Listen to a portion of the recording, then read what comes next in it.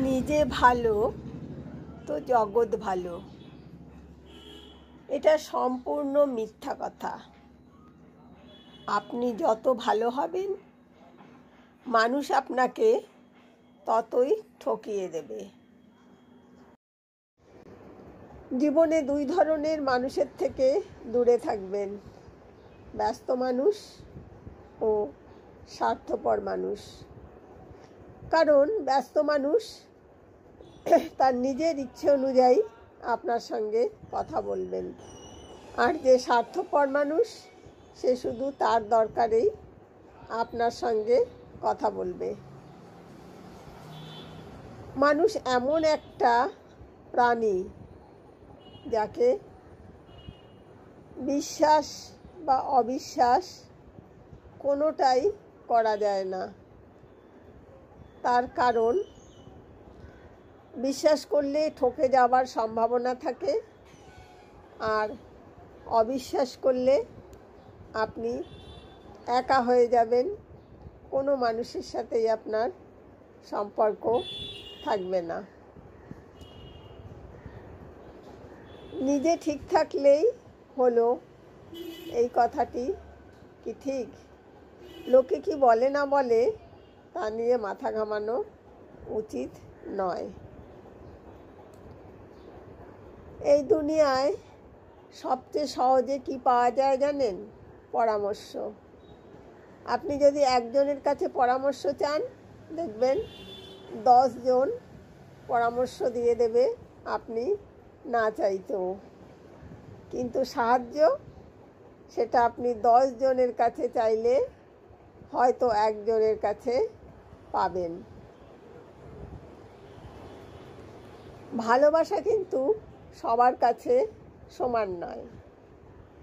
কেউ ভালোবাসাকে ভাবে শুধুমাত্র আনন্দ থাকার জন্য, কেউ ভাবে এটা টাইম পাস, আর কারোর কাছে ভালোবাসা হলো কোনো কৌতুকের বা মজার বিষয় নয়, এটা সে তার জীবন দিয়েও প্রমাণ করে দেবে।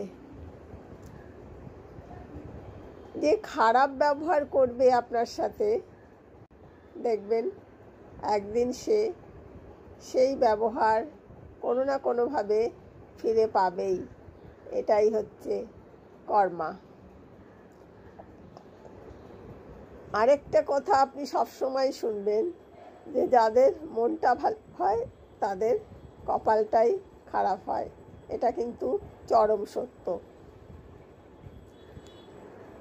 ভালো খারাপ বলে কিছু হয় না। তুমি যার মন রাখতে পারবে তুমি তার কাছে ভালো, আর যার মন রাখতে পারবে না তার কাছেই তুমি খারাপ। মানুষ দেখবেন সবসময় অন্যের সামান্যতম দোষ দেখলেও সেটা নিয়ে কাটাছেঁড়া করতে বসবে, আর যখন নিজের দোষ, সেটা ঢাকার জন্য তার অজুহাতের আর শেষ নেই। কিছু ভুল মানুষকে অনেক কিছু শিখিয়ে দেয়, কিছু কষ্ট মানুষকে পাথর করে দেয়, কিছু অভিমান মানুষকে পর করে দেয়, আর কিছু বাস্তব মানুষকে অনেক বদলে দেয়। জীবনে সময়, কথা আর সুযোগ কখনো ফিরে আসে না, আর শান্তি, সততা, আশা, এই 3টে জিনিস কখনো হারাবেন না।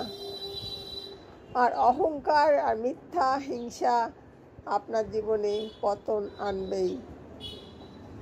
আর ভালোবাসা, আত্মবিশ্বাস, বন্ধুত্ব আপনার জীবনকে সুন্দর করবে।